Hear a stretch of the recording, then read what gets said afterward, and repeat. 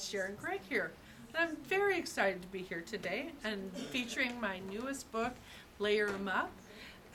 It has 3 different blocks in it, and it's a really cool system where you take squares that you layer one on top of another, and then you slice them, scramble them, and sew them back together.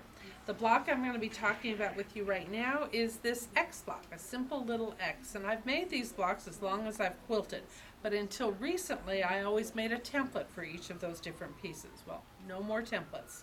And it's fast, fun, and very forgiving. So right now I have 6 layers of fabric, and what I do is I think in my mind dark, light, every time I layer them up. Now when I say dark and light, like when you see on this block here, there really isn't a light like we think of, like white or cream or any of those. But my green is lighter than the red tones in the triangles in the center square. So you just need for there to be contrast between the pieces. You don't need them to be high contrast like black and white, just some contrast. Otherwise you're going to cut pieces out, sew them back together, and you're not going to know you did anything. So I've got 6 layers here. In the book there's a chart that talks about what size square to start with for what size finished block. I want a finished 6-inch block, so I started with 8-inch squares. It gives you a measurement for slicing, and that will be referred to as your MFS in the book, and the measurement for slicing is 1 1/4 inches. So I take my ruler and I position it corner to corner with 1 1/4 inches being on the 2 opposing corners. And I slice through all the layers. Then I rotate my mat a quarter turn, put 1 1/4 on the 2 new corners, and slice, a quarter turn, and slice, and slice. So I've cut through this fabric set of squares 4 times. When you do that, you've got the fabric all sliced, but if you went to sew them back together, you would have blocks that would not show. It'd just be all that same fabric. So the next step is to scramble. And I've made this little guide here so that you can see. In the book, there's very clear instructions and scrambling charts. So if you see a 0, that means you don't do anything. So the triangles have no movement at all. On the pointy pieces that create the X to the corner, you take 1 piece from the top of each of those and move it to the bottom. And on the square in the center, you take 2 pieces from the top and move it to the bottom.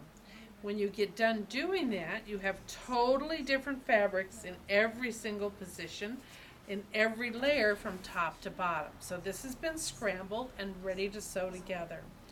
So you can see how you've built all the different blocks. And this system of scrambling works no matter how many layers you've got. 4 is your minimum number, but if you're capable of cutting through 12 layers, you could do it with 12. Then you're going to start sewing them together. I give you in the book a numbering system, and there'll be a number 1, a 2, a 3, 4, 5, and 6. The number exists between the 2 pieces in the exact order that you sew them together. So if you see a number 1 here, that means you sewed this triangle and this pointy piece together. You always start at the outside and sew towards the bottom. And I hitch the pieces together, or hinge the pieces, some people refer it to, by putting right on top of left, lining up the edges, and sew. See, I'm exposing block number 2. So when I get to the bottom of block number 1 and it's all sewn, then I go back up to the top and I'd start sewing 1, 2, 3, back to the top, 1, 2, and 3. When you get all done sewing, you take them out from the machine, and you're going to add on 4, 5, and 6. And when you do that, this is what you have.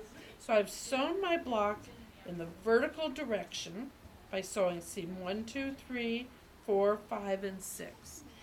Then you fold. I tell you exactly what direction. I recommend that you push the seam allowance, and that's because we want them to alternate. So you can see that my seam allowances alternate, butt up to one another. You sew the horizontal direction on this. When you get all done, then your blocks are sewn, but you'll notice these little ears where the points stick up beyond, and that's because there was no seam allowances built into the original pieces. In order to do that, we would have had to cut everything with templates. There's that word again.